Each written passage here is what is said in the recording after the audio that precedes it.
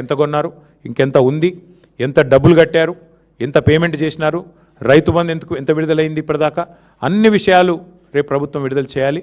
లేకపోతే తప్పకుండా వారిని నిలదీస్తూనే ఉంటాం, ప్రశ్నిస్తూనే ఉంటామని చెప్పి కూడా తెలియజేస్తూ మీ అందరికి కూడా ధన్యవాదాలు.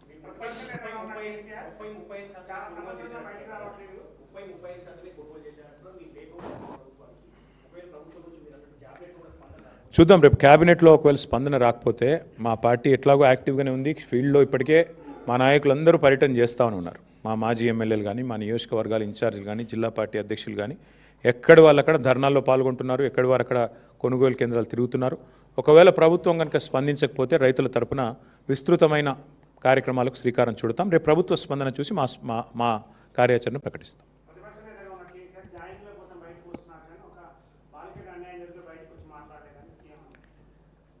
ఇవాళ ప్రభుత్వంలో ఉన్నది కాంగ్రెస్ పార్టీ, కేంద్రంలో అధికారంలో ఉన్నది భారతీయ జనతా పార్టీ.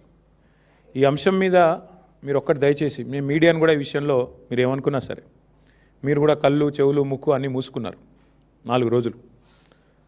అసలు ఒక స్క్రోలింగ్ కూడా వేయలేదు మీడియా. సిగ్గుపడాలి తెలుగు మీడియా. జాతీయ మీడియాలో వచ్చేదాకా తెలుగు మీడియా కనీసం సోయి కూడా లేదు. ఇంత సీరియస్ వైఖరి మీద, ఇంత సీరియస్ విషయం మీద అసలు ముఖ్యమంత్రి, కేంద్ర మంత్రి తోడు దొంగల మాదిరిగా ఇద్దరు తోడు దొంగలే. ఒక మైనర్ బాలిక మీద అఘాయిత్యం జరిగితే ఈ రాష్ట్రంలో కంప్లైంట్ తీసుకోవడానికి పోలీసులు నిరాకరించారు. ఎవడండి ఈ రాష్ట్ర హోంమంత్రి? ముఖ్యమంత్రి గారు కాదా? ఆ అమ్మాయిని సతాయించి, తల్లిదండ్రులను సతాయించి 6 గంటలు పోలీస్ స్టేషన్లో కూర్చోబెట్టి వేధించి చివరికి కౌంటర్ కేసు పెట్టించారు. ఎవరు పెట్టించారండి ఈ రాష్ట్రంలో? వాస్తవం ఏంటి అసలు?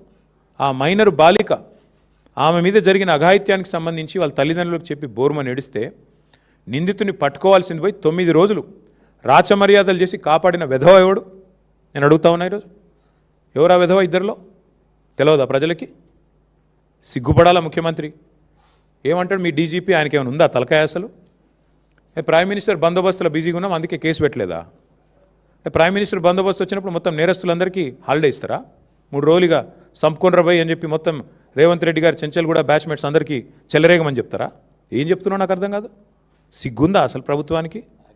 మేము 10 రోజులు మౌనంగా ఉన్నాం. ఎక్కడ ఒక అమ్మాయి విషయం కదా, సెన్సిటివ్ విషయం కదా అని మౌనంగా ఉన్నాం. ఇవాళ ముఖ్యమంత్రి మాట్లాడిన మాటలతో నోరు విప్పక తప్పని పరిస్థితుల్లో నేను మాట్లాడుతూ ఉన్నా. అసలు మెదడు ఉందా ఆయనకి? లేదా వడదెబ్బకి ఏమైనా చిన్న మెదడు కూడా చితికిపోయిందా? ఏం మాట్లాడుతున్నాడు ఆయన? నాకు అర్థం కాదు. ఏదో మా బావమ్మరి దీంట్లో ఏదో దొరికినాయి అంటాడు. పెట్టు కేసు, ఎవడొద్దన్నాడు ఆయన నిన్ను? ఏం దొరికినాయి?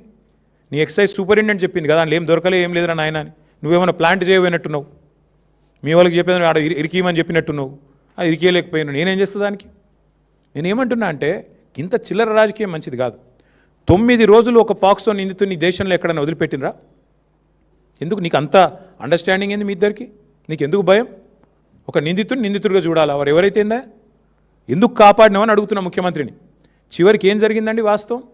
కేసు రిజిస్టర్ చేయడానికి భయం, మీడియాలో రాయడానికి భయం. ఎవడు చేస్తున్నాడు ఈ మేనేజ్మెంట్ అంతా? నువ్వు, నీ ఫ్రెండ్ కాదా? నీ ఫ్రెండ్ ఆర్ఎస్ బ్రదర్స్ కాదా ఇద్దరు మీరు? ఇది వాస్తవం కాదా? మీడియాకు ఫోన్లు చేసి బతిమలాడింది వాస్తవం కాదా? రాయకండి, దండం పెడతా అని మీడియా రాయని మాట కూడా వాస్తవం కాదా? ఇవన్నీ కాదండి. 9 రోజులు ఒక నిందితుడిని దాచిపెడితే ఇంకొక సామాన్యుడైతే ఊకుంటారా పోలీసులు? వాళ్ళ తల్లిని, తండ్రిని తీసుకొచ్చి పోలీస్ స్టేషన్లో కూర్చోబెట్టారు. అంటే ఇక్కడ కేంద్ర మంత్రి కాబట్టి స్పెషల్ ఎక్సెప్షనా? అంటే నువ్వు రేపు చేయి, మర్డర్ చేయి, ఏమైనా చేయి, కేంద్ర మంత్రి కొడుకు అయితే మేము ముట్టుకోమనా? రేవంత్ రెడ్డి ఉన్నాడు మా దోస్తు కాబట్టి కాపాడుకుంటామనా? చివరికి దిక్కులేక నేను హైకోర్టుకు సల్యూట్ చేస్తున్నా. బెయిల్ కోసం ప్రయత్నం చేసిండ్రు మీరు, అది రాకపోతే సచ్చినట్టు నువ్వు అరెస్ట్ అంటావు, ఆయన లొంగుబాటు అంటాడు. ఇద్దరు డ్రామాలు, తోడు దొంగలు. సిగ్గులేదు ఇంకా మాట్లాడడానికి. ఆ అమ్మాయి కాదు, ఇవాళ రాష్ట్రంలోని అమ్మాయిలందరూ, మహిళలందరూ మీ మొహం మీద ఉమ్ముతున్నారు.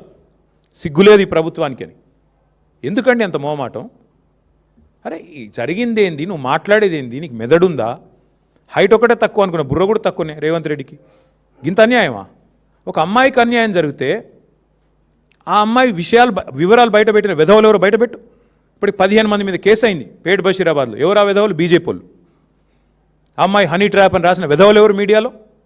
నేను అడుగుతున్నా, ఎవరు ఆ విధవ మీడియా? ఏది హనీ ట్రాప్ అని చెప్పి మనీ ట్రాప్లో పడ్డ మీడియా ఎవరు? వాళ్ళని అడుగుతున్నా నేను.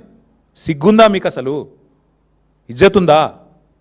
ఇంకా మాట్లాడుతున్నాడు ముఖ్యమంత్రి, కేంద్ర హోంశాఖ సహాయ మంత్రి. ఈయననేమో నేను పంపించిన నా కొడుకుని ఈయనంటాడు. ఆయన చేసిన ఘనకార్యానికి ఫస్ట్ పోలీసు వాళ్ళు బరబర గుంజుకపోవాలి. నీవు దాచిపెట్టిన తొమ్మిది రోజులు ఆ కుటుంబాన్ని బెదిరించినావు, నువ్వు నిన్ను కేసులో పెట్టాలి, సిగ్గుంటే రాజీనామా చేయాలి. ఇంకా మీదికెళ్ళి ఏదో చాలా ఇద్దరు శుద్ధ పూసల్లాగా, సత్యసంధుల్లాగా, సత్య హరిశ్చంద్రుడు కజిన్ బ్రదర్స్ లాగా ఏదో యాక్టింగ్లు, మళ్ళీ మీదికెళ్ళి దానికి ప్రమోషన్లు. ఏం మాట్లాడుతున్నారు అసలు? ఒక రాష్ట్ర ముఖ్యమంత్రి, మీరు హోంమంత్రి, ఏం మాట్లాడుతున్నావు నువ్వు అసలు? ఏం చేసేది ఉండే? చాలా సెన్సిటివ్గా హ్యాండిల్ చేసినావు. ఏంది సెన్సిటివ్గా హ్యాండిల్ చేసేది?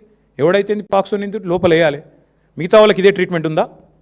25 ఏళ్ళ జైలు శిక్ష పడుతుంది మిగతా పాక్సో క్రిమినల్స్ అందరికీ. 31 ఏళ్ళ జైలు శిక్ష పడ్డది ఒక ఆయనకి. మరి ఇవాళ ఇక్కడ ఒక్క దగ్గరనే స్పెషల్ ట్రీట్మెంట్ ఎందుకు భయపడుతున్నావు? మోడీ చెప్పిండా చెవులేమన్నా? ఎందుకు భయపడుతున్నావు? ఇంకా సిగ్గు లేకుండా నిన్న పనికిమాలిన మాటలు, పనికిమాలిన ఉపన్యాసాలు.